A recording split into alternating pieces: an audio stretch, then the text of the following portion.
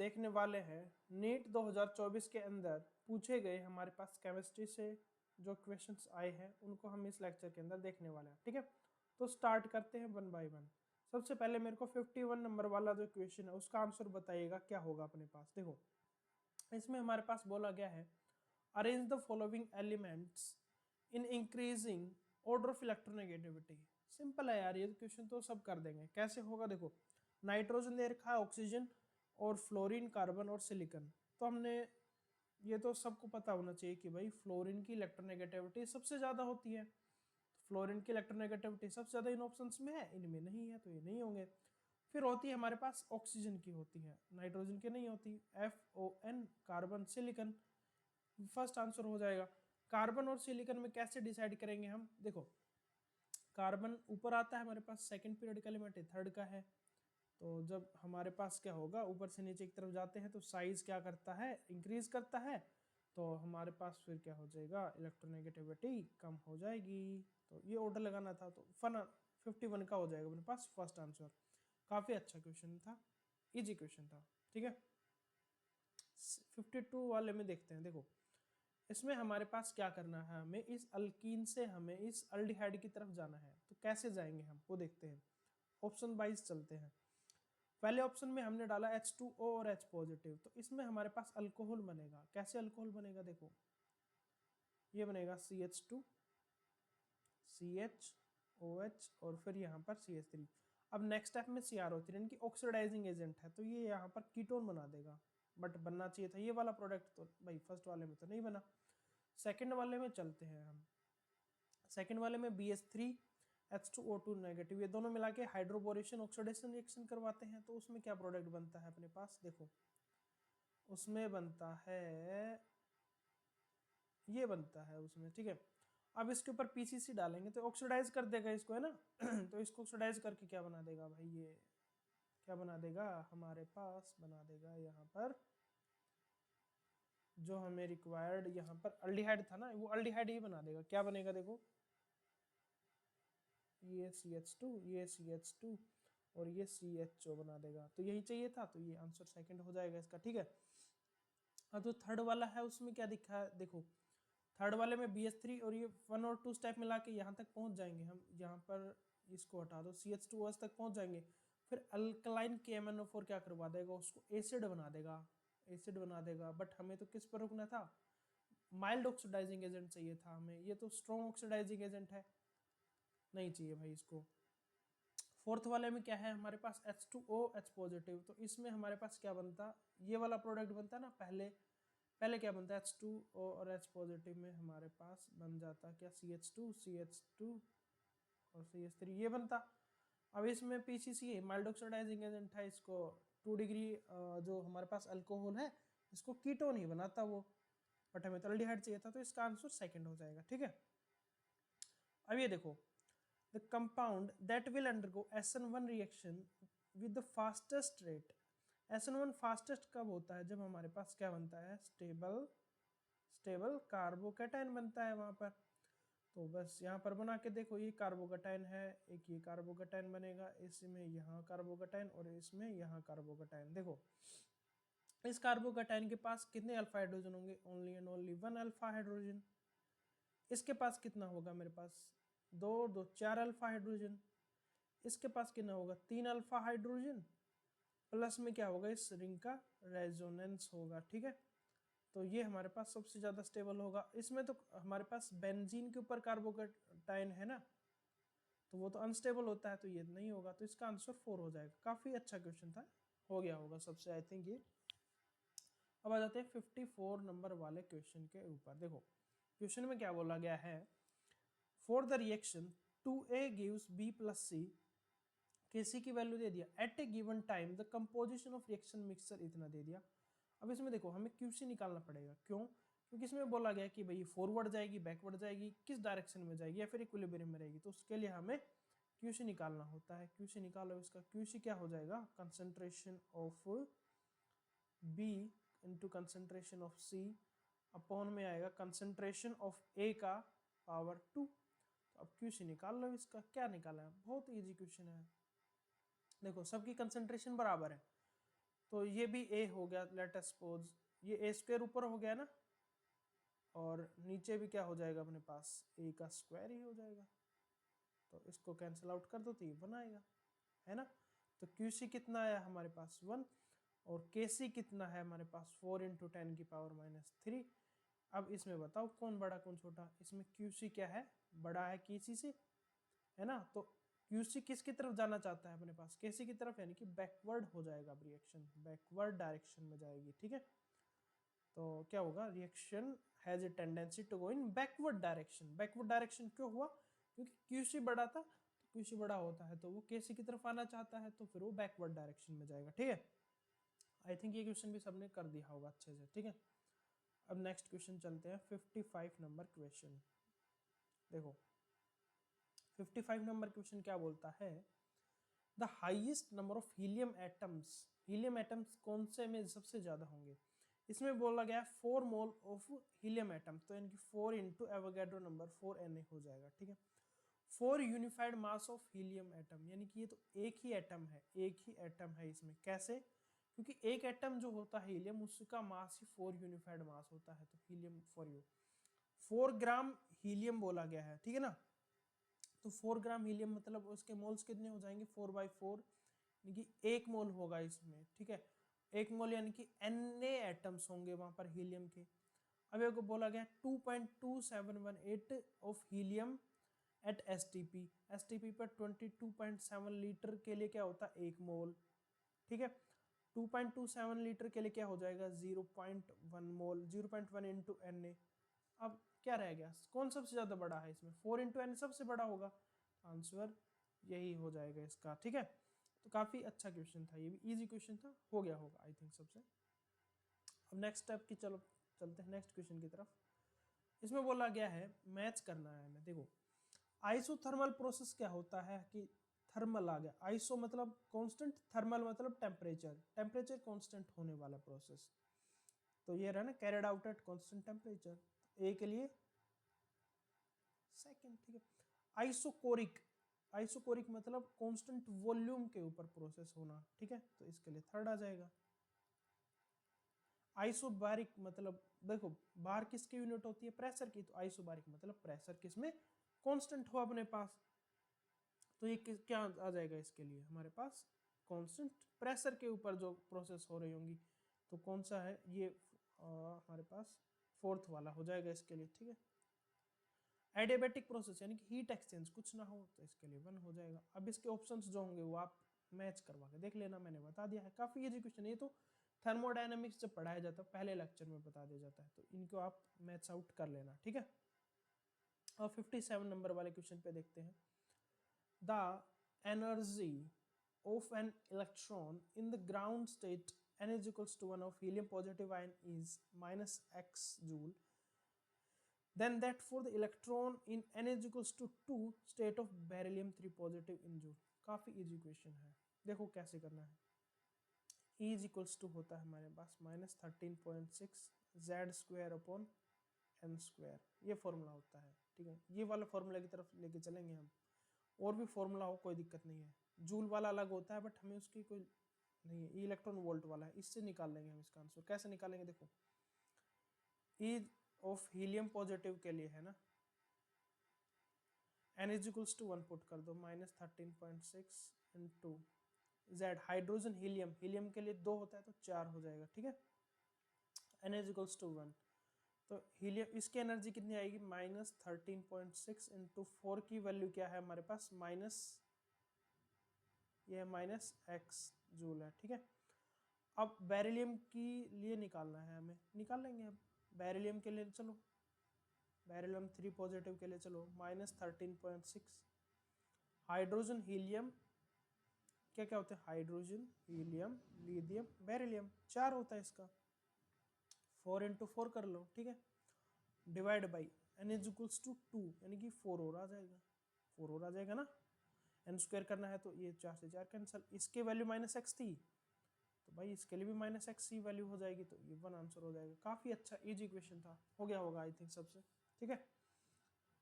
अब चलते हैं नेक्स्ट क्वेश्चन की तरफ।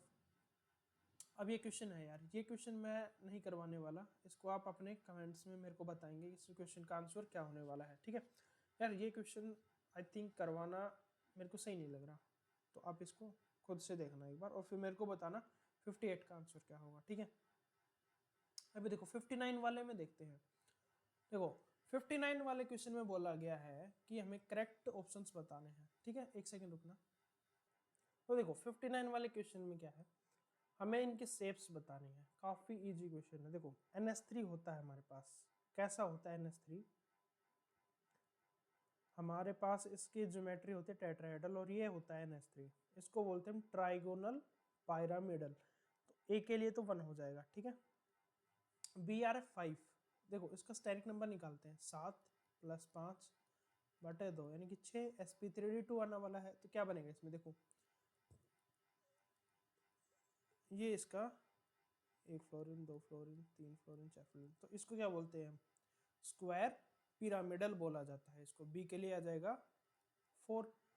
XGF4 का होता है स्क्वायर प्लेनर, कैसा होता है XGF4, XGF4 कुछ ऐसा होता है इसका शेप, ये लोन पेयर होते हैं। तो ये क्या हो जाएगा इसके लिए 2 हो जाएगा। SF6 बच गया, क्या बच गया, इसके लिए हो जाएगा ऑक्टाहेड्रल हो जाएगा, है ना। देखो SF6 के लिए क्या होता है स्टेरिक नंबर, देखो S के अंदर होते हैं 6 इलेक्ट्रॉन बैलेंस वाले, 6 + 6 बटे 2। तो अब इसको सोल्व कर लिया होगा आई थिंक सबने, है ना। तो हो जाएगा ये हमारे पास, ठीक है। ऑप्शंस मैच करवाने हैं अब ABCD करके, वो तो आप कर लेंगे। अब नेक्स्ट चलते हैं हम 60 नंबर वाले क्वेश्चन के अंदर। देखो E0 value for the Mn3 positive to Mn2 positive couple is more positive than Cr3 positive to ऑफ, इन दोनों से ज़्यादा क्यों है। देखो देखो हमें नहीं पता क्या है, बट इसने कॉन्फ़िगरेशन दे दिया, तो हम इसी डायरेक्शन में चलते हैं और हमने पढ़ा होता है कौन सा ज़्यादा स्टेबल होता है कौन सा अनस्टेबल होता है कॉन्फ़िगरेशन, तो देख लेंगे सिंपल। मैंगनीज का देखो ये होता है D5S2, मैंगनीज 2 पॉजिटिव का हो जाएगा क्या D5, ठीक है, और मैंगनीज 3 पॉजिटिव का हो जाएगा D4। क्रोमियम का होता है D5S1, है ना, और 2 पॉजिटिव स्टेट में क्या हो जाएगा D4, ठीक है, और 3 पॉजिटिव स्टेट में क्या हो जाएगा D3। और आयरन का होता है नॉर्मल D6S2, +2 वाले में क्या हो जाएगा D6 और +3 वाले में हो जाएगा D5, ठीक है ना। अब बोला गया है the E naught value of Mn for the Mn3 positive to Mn2 positive couple is more positive than that for the Cr3 positive to Cr2 positive or Fe3 positive to Fe due to change of. देखो हम Mn3 से Mn2 की तरफ जा रहे हैं तो क्या कॉन्फ़िगरेशन में चेंज आ रहा है। देखो Mn3 से हम Mn2 की तरफ जा रहे हैं तो वो क्या है, ये अनस्टेबल है ये स्टेबल है, हाफ फील्ड वाला स्टेबल होता है ना, तो अनस्टेबल से हम किसकी तरफ जा रहे हैं, स्टेबल की तरफ। D4 से D5 की तरफ जा रहे हैं, स्टेबिलिटी की तरफ जा रहे हैं, है ना। Cr3 पॉजिटिव और इनमें क्या हो रहा है D3 से हम D4 की तरफ जा रहे हैं, D3 भी क्वाइट स्टेबल होता है, T2G वाला केस लग जाता है इसमें, तो ये अनस्टेबल चीज होगी, D3 से D4 अनस्टेबल चीज है, ठीक है। और Fe3 पॉजिटिव से Fe2 की तरफ जा रहे हैं तो D5 से D6 जा रहे हैं, मतलब स्टेबल से अनस्टेबल की तरफ जा रहे हैं, हाफ फील्ड से क्या जा रहे हैं हम पार्शियल फील्ड की तरफ जा रहे हैं, तो ये हमारे पास स्टेबल है। तो क्या कॉन्फ़िगरेशन हो जाएगा D4 से D5 की तरफ जा रहे हैं हम भाई, ये कंसेप्ट लगाओ, क्या कंसेप्ट लगाओ कि हम D4 से D5 की तरफ जा रहे हैं यानी कि ये अनस्टेबल है ये स्टेबल है, क्योंकि हाफ फील्ड वाला स्टेबल होता है, हमने पढ़ा होता है, ठीक है, हाफ फील्ड और फुली फील्ड स्टेबल होते हैं।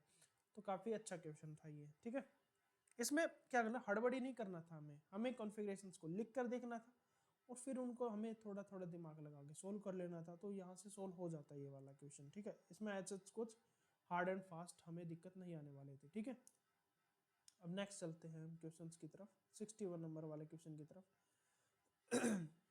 इन which of the following equilibria Kp and Kc is not equal. देखो पहले तो रिलेशनशिप बताओ Kp और Kc का क्या होता है। Kp is equals to Kc RT की पावर डेल्टा Ng होता है ना।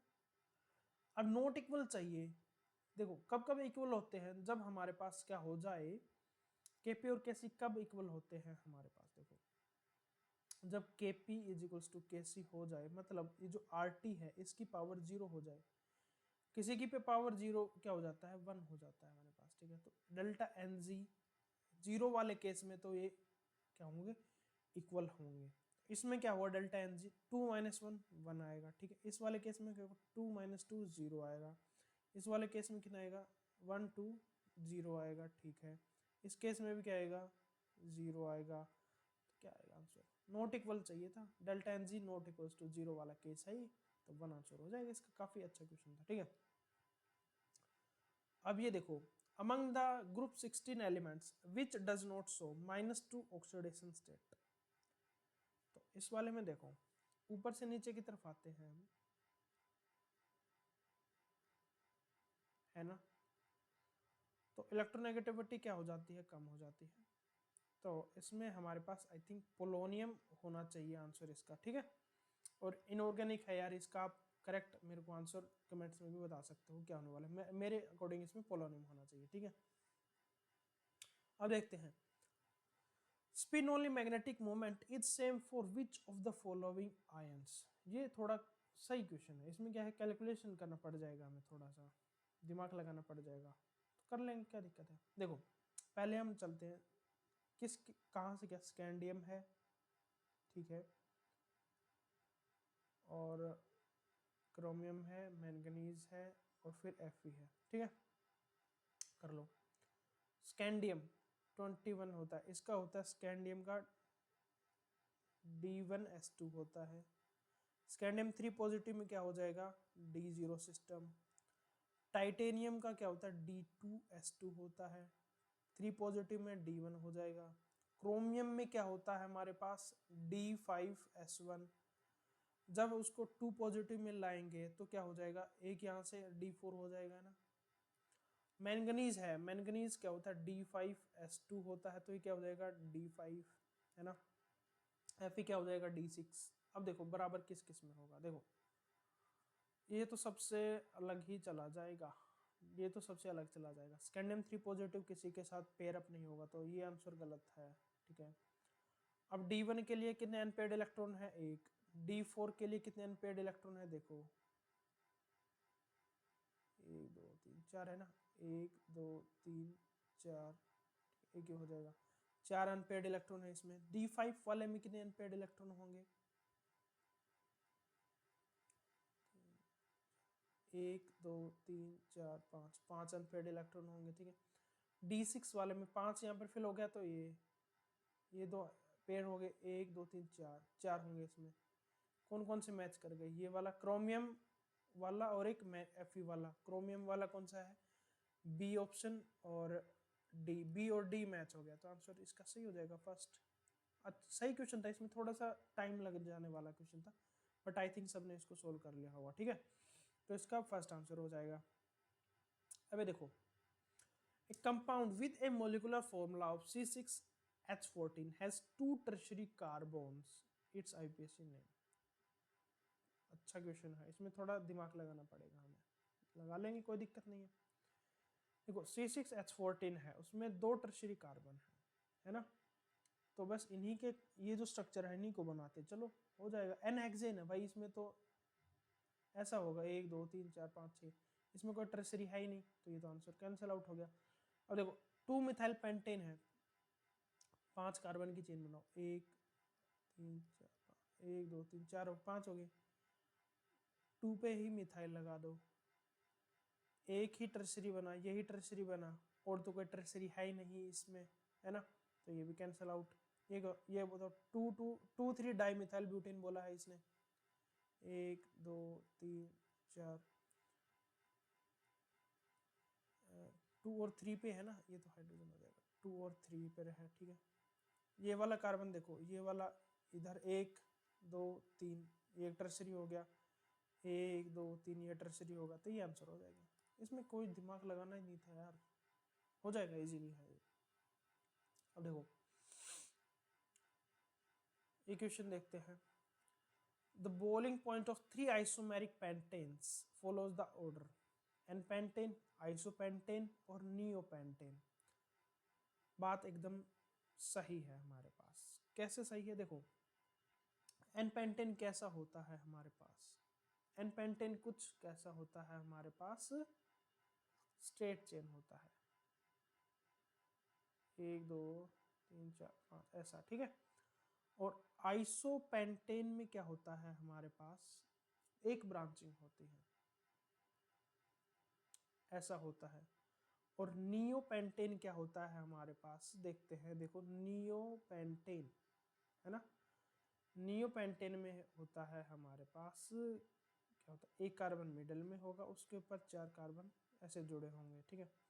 तो ब्रांचिंग बढ़ती है तो बॉइलिंग पॉइंट कम होता है, क्योंकि हमारे पास वहाँ पर वो इंट्रैक्शन अच्छे से नहीं कर पाते हैं, ठीक है, पैकअप नहीं हो पाता उनका। बात सही है, तो ये ऑर्डर एकदम सही है।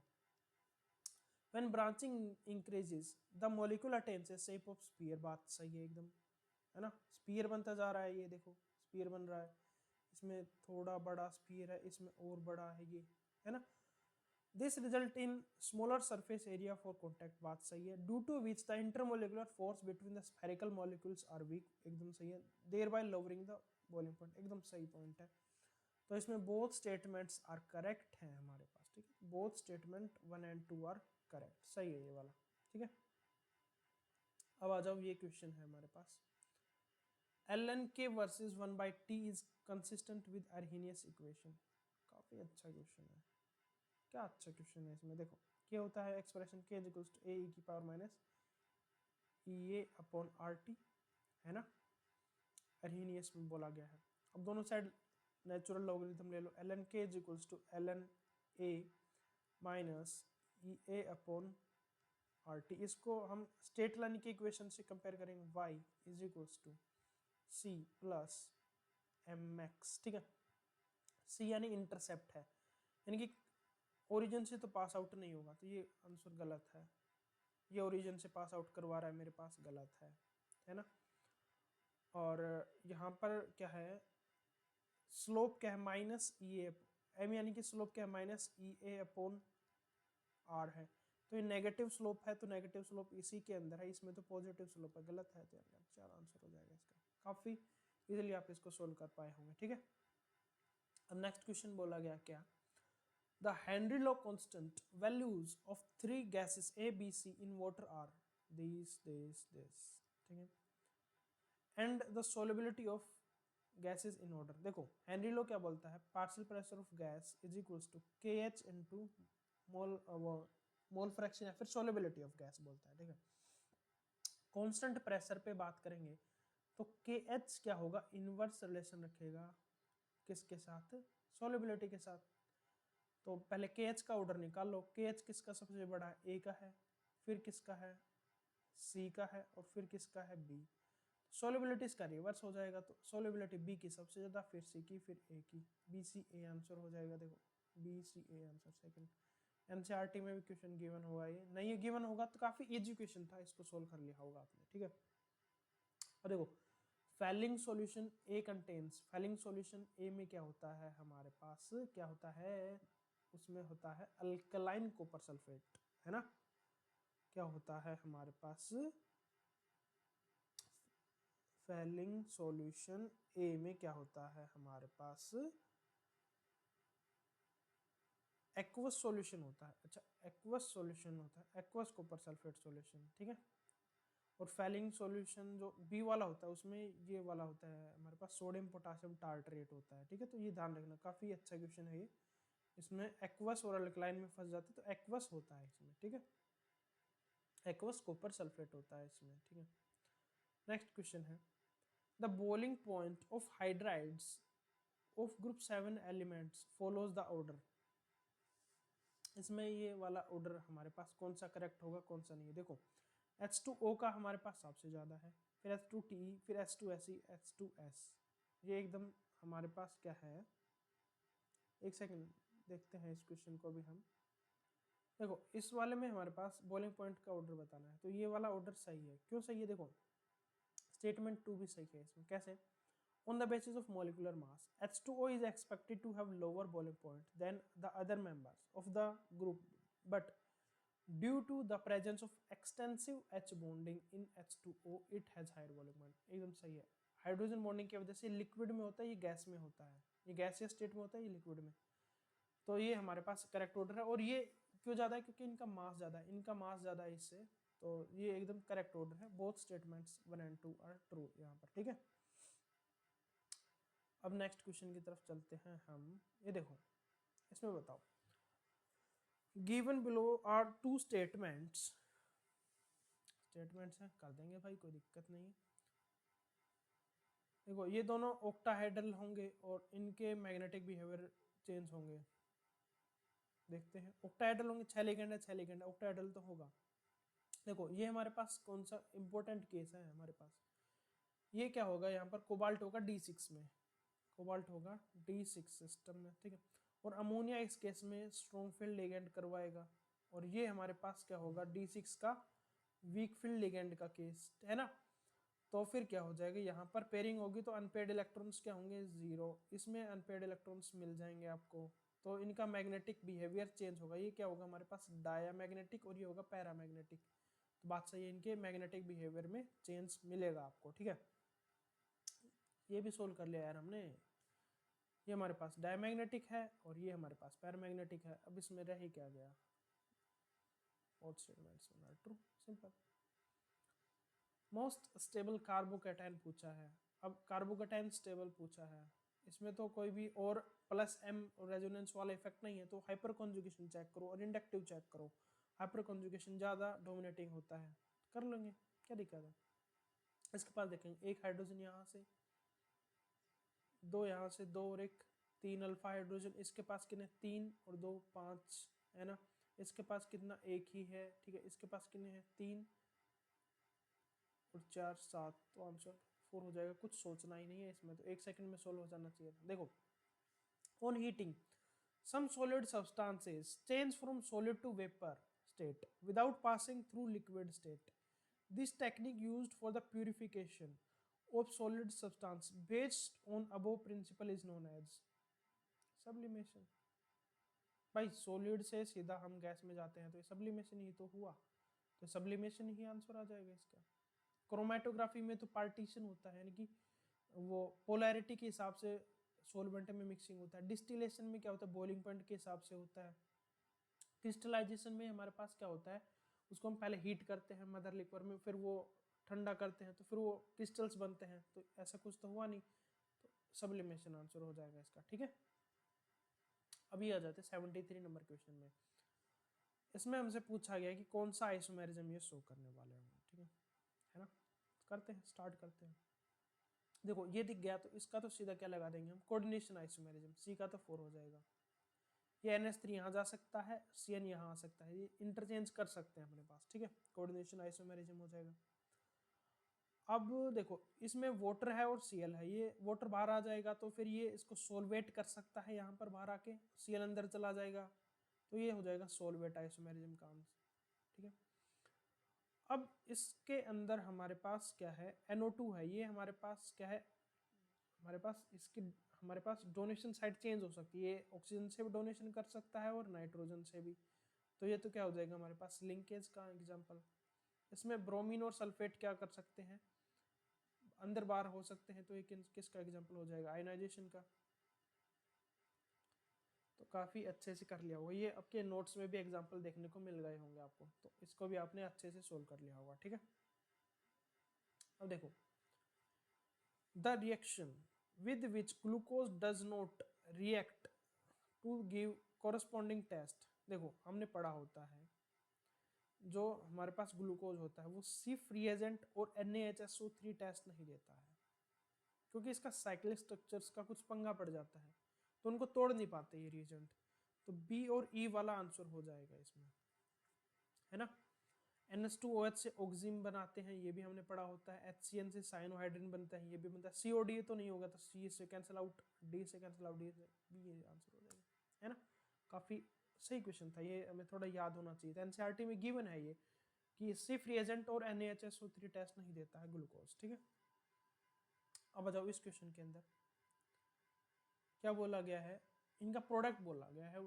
प्रोडक्ट भी होगा या फिर नहीं, रिएजेंट्स बोले गए हैं, तो कौन सा रिएजेंट कैसे होगा। देखो ये अल्कीन है, अल्कीन को अगर ऐसे बॉन्ड को हमें ऐसे अल्डिहाइड कीटोन में कन्वर्ट करना होता है तो इसको यहाँ से ब्रेक करते थे ना, एक ऑक्सीजन इधर लगा देते, एक ऑक्सीजन इधर, तो उसको हम बोल देते हमारे पास क्या ओजोनलिसिस बोलते थे।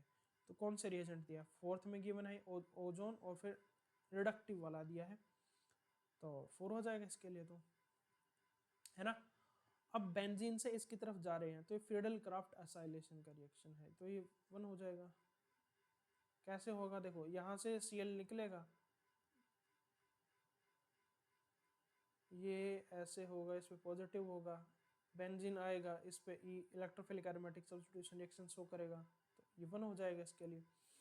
अब इसमें देखो, इसमें OH को हमें इसमें कन्वर्ट करना है, ऑक्सीडेशन करवाना है, माइल्ड ऑक्सीडाइजिंग एजेंट चाहिए, तो CrO3 करवा देता है ये तो काम, ठीक है। अब ये वाला हमारे पास है, इसको हमें इसमें कन्वर्ट करना है, तो अल्कलाइन KMnO4 चाहिए होता है। ये बेंजाइलिक वाला कार्बन होता है, ये वाला कार्बन, इसके ऊपर मिनिमम अगर एक हाइड्रोजन प्रेजेंट होता है और KMnO4 वहाँ पर पड़ा होता है, KOH पड़ा होता है, तो उसको ऑक्सीडाइज कर देते हैं, पूरी चेन को हमें COH ग्रुप में कन्वर्ट कर देते हैं। तो ये भी पड़ा हुआ है, तो इसका आंसर आप मैच कर लेना, ये इसके आंसर होंगे, ठीक है। अब नेक्स्ट क्वेश्चन की तरफ चलते हैं हम। Activation energy of any chemical reaction can be calculated if one knows the value of, देखो ये एक्सप्रेशन होता है, कोई दिक्कत नहीं है, K इज इक्वल्स टू ए की power minus E upon RT, हमें ये कैलकुलेट करवा रहा है ये, ठीक है। Activation energy rate constant eight standard temperature, देखो अगर हमें K की वैल्यू पता है, टेम्परेचर की वैल्यू पता है, तो फिर भाई हम A की वैल्यू नहीं पता तो नहीं निकाल सकते ना, और 2 टेम्परेचर पे पता होता तो भी निकाल लेते, नहीं भाई। प्रोबेबिलिटी ऑफ कोलिजन, उससे भी नहीं निकाल सकते हम, ओरिएंटेशन से भी नहीं निकाल सकते, rate constant eight 2 different temperatures पे हम निकाल सकते हैं, ये वाला आंसर हो जाएगा। कैसे, देखो ये हमारे पास होता है ना, इसका ln k is equals to होता है ln a minus E a upon RT होता है। अब 2 टेम्परेचर पे लेते हैं तो वो हो जाता है ना ln k2 by k1 is equals to minus E a upon R into 1 upon T1 minus 1 upon T2, निकाल लोगे, अब तो निकाल लोगे ना, अब तो निकल जाएगा, कोई दिक्कत नहीं रहेगी इससे, है ना। इसमें ये भी पता है, ये भी पता है, ये भी पता है, ये भी R की वैल्यू भी पता है, तो ये तो निकल जाएगा ना, तो आंसर 4 हो जाएगा। इससे न्यूमेरिकल आता तो फिर ये हार्ड हो जाता चीज़ें, बट इसने पूछा आपसे थ्योरेटिकल क्वेश्चन, अच्छा है ये। अब ये वाला क्वेश्चन है, देखो हमें इनको मैच द फॉलोइंग करना है, तो कैसे करेंगे, देखो पहले इजी वाले से चलते हैं हम, इससे चलेंगे, कैल्शियम से कैल्शियम 2 पॉजिटिव जा रहे हैं, तो कितने का हमारे पास इसके लिए इलेक्ट्रॉन्स, n की वैल्यू कितनी आएगी इसमें, 2 आएगी ना, है ना। और n इंटू एन फैक्टर से हमारे पास कितने फैराडे चार्ज आ जाता है वो पहले आप समझ लो, ठीक है। पहले इस क्वेश्चन में क्या क्या सोल्व करना है हमें, n इंटू एन फैक्टर की वैल्यू निकाल लो, वही उसके आगे फैराडे लगा दो, आंसर हो जाएगा, ठीक है। कैल्शियम से कैल्शियम 2 पॉजिटिव जा रहे हैं, n की वैल्यू 2, एन फैक्टर 2 है उसका, कितने इलेक्ट्रॉन का चेंज है, 2 का, 2 को 1.5 से गुना करो तो 3 आएगा इसका, 3 फैराडे इसके लिए आंसर होगा, तो ये 1 हो जाएगा इसके लिए, सी के लिए तो 1 हो जाएगा, ठीक है। FeO से Fe2O3 जा रहे हैं, इसमें ऑक्सीडेशन स्टेट क्या होता है, +2, है ना, और इसमें होता है +3, कितने का चेंज है, 1 का चेंज है, 1 ही मोल है तो 1 फैराडे ही के चाहिएगा इसमें, 1 फैराडे कौन से का, तीसरे का आंसर है ना। अब MnO4 में नेगेटिव में क्या होता है, +7 होता है, +7 से +2 जा रहे हैं, 5 का चेंज है ना, 1 मोल के लिए तो कितना हो जाएगा 5 फैराडे, तो इसके लिए क्या हो जाएगा 4। अब भाई इसका सोल्व मत करो, कोई दिक्कत नहीं, ये तीनों को इजीली हम सोल्व कर लिया, इसकी रिएक्शन हमें याद नहीं थी, कोई इश्यू नहीं है, इसके लिए आंसर 1 क्या हो जाएगा, क्या क्या हो चुके हैं, 4 हो चुका है, 1 3 4 हो चुका है, 2 आंसर हो जाएगा इसका। अगर निकालना चाहें तो भी निकाल सकते हैं, देखो -2 से हम किस में जा रहे हैं, 0 में, 2 का चेंज तो 2 फैराड है, सिंपल, कोई दिक्कत नहीं है, इजीली हम सोल्व कर पाएंगे इन क्वेश्चंस को। अब बोला गया है intramolecular hydrogen bonding is present in, किस में इंट्रामोलिकुलर हाइड्रोजन बॉन्डिंग प्रेजेंट होगा? इसमें तो भाई इंटर होता है, कैसे होता है, एक HF ऐसे होगा, दूसरा HF कुछ ऐसे होगा, तो इनमें ऐसे होता है, इंटरमोलिकुलर है। ये दोनों दूर दूर है तो इनमें रिंग चिलेट रिंग नहीं बन पाएगी, ये वाली हाइड्रोजन बॉन्डिंग पॉसिबल नहीं है, तो ये आंसर नहीं होगा। इसमें भी बहुत ज़्यादा दूर दूर है, नहीं होगा।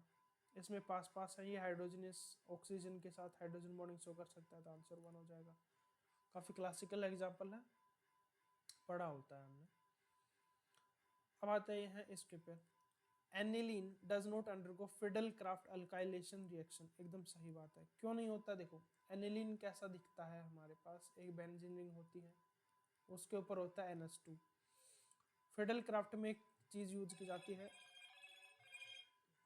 लुईस एसिड यूज किया जाता है फिडल क्राफ्ट के अंदर, है ना, उसके अंदर यूज करते हैं हम फिडल क्राफ्ट अल्काइलेशन असाइलेशन में AlCl3 यूज करते हैं, या फिर BrF3। तो ये होता है लुईस एसिड, और इसके ऊपर लोन पेयर होंगे तो ये हो गया लुईस बेस, तो लोन पेयर इसको डोनेट करके अडक्ट बना सकता है, लुईस एसिड बेस अडक्ट, तो इसकी हमारे पास रिएक्शन करने की टेंडेंसी कम हो जाती है।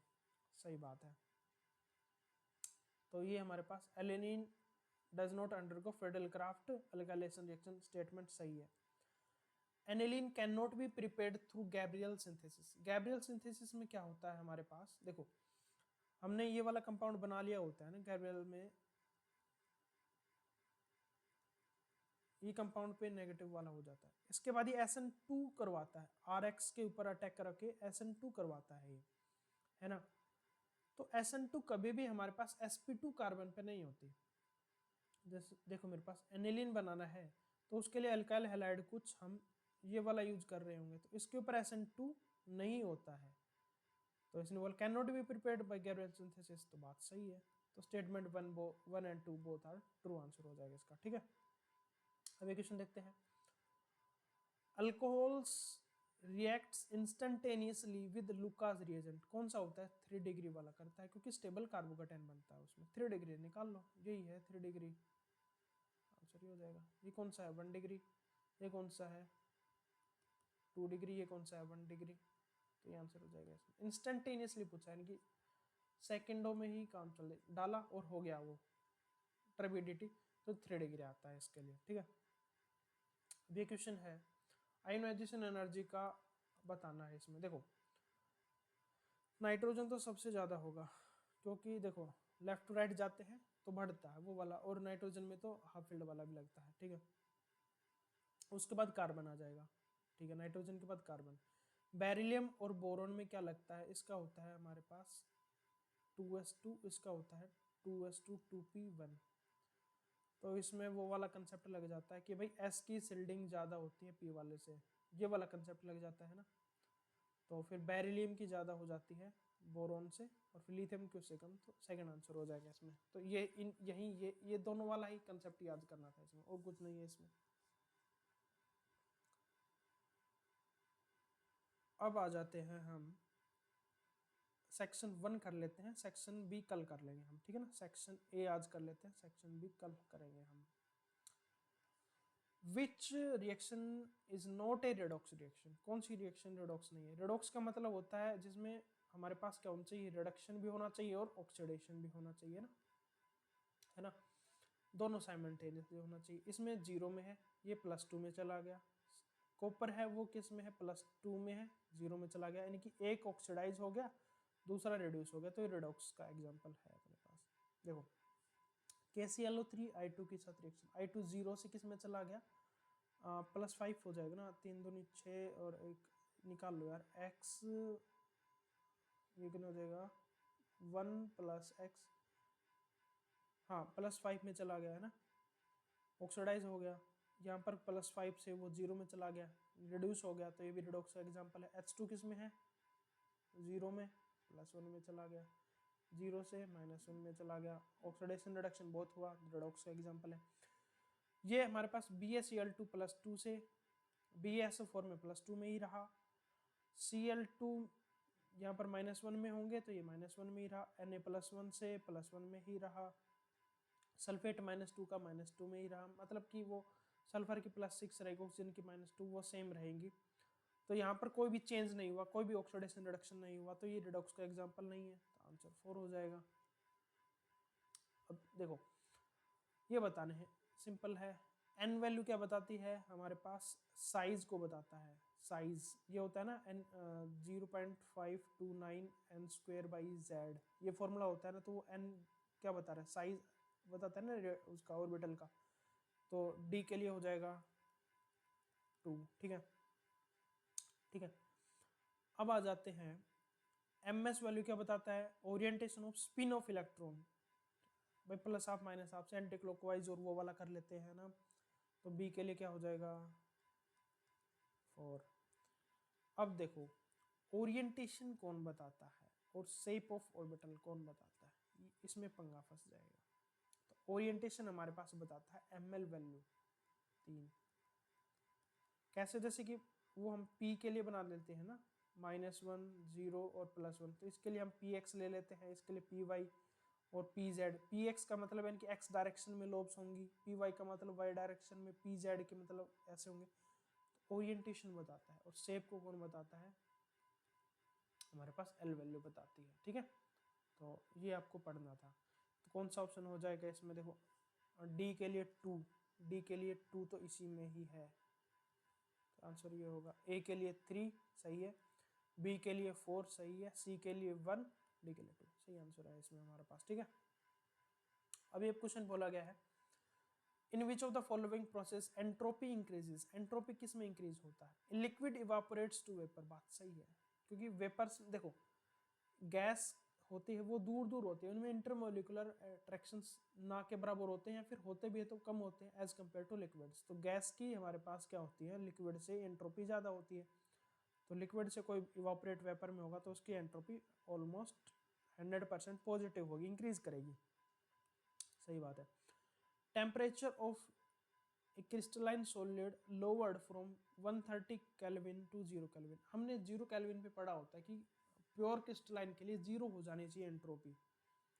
अगर 0 ना भी हुई तो 130 पर ज़्यादा हमारे पास रेंडमनेस होगी और 0 पर कम रेंडमनेस होगी, नेगेटिव है इसके लिए, तो डिक्रीज करेगा, नेगेटिव, ये आंसर गलत हो जाएगा।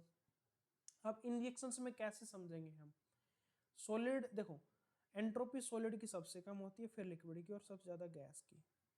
इस रिएक्शन में सॉलिड है, सॉलिड से हम किसकी तरफ जा रहे हैं, गैस की तरफ जा रहे हैं, गैस बन रहा है, तो पॉजिटिव होगा इस केस में। इसमें क्या है हमारे पास, एक मॉलिक्यूल गैस से हम 2 मॉलिक्यूल की तरफ जा रहे हैं, मतलब यानी कि यहाँ पर गैसियस रिएक्टेंट्स बढ़ रहे हैं, ठीक है, ऐसे समझो गैसियस प्रोडक्ट्स बढ़ रहे हैं, तो इसमें भी एंट्रोपी पॉजिटिव होगी, तो ए सी डी आंसर हो जाएगा इसका, ठीक है। अब ये क्वेश्चन है, 1 gram of sodium hydroxide was treated with 25 ml of 0.75 molar HCl solution. Mass of sodium hydroxide left unreacted is equal to, ये क्वेश्चन आपके लिए होमवर्क है, इसको सोल्व करके आना है और मेरे को इसका आंसर बताना है सभी को, ठीक है। नेक्स्ट वीडियो जो हम बनाने वाले हैं उसके अंदर इसका जो बी पार्ट होगा, ये जो बी पार्ट होंगे 86 से 100 के क्वेश्चंस, इनको हम देखने वाले होंगे, ठीक है।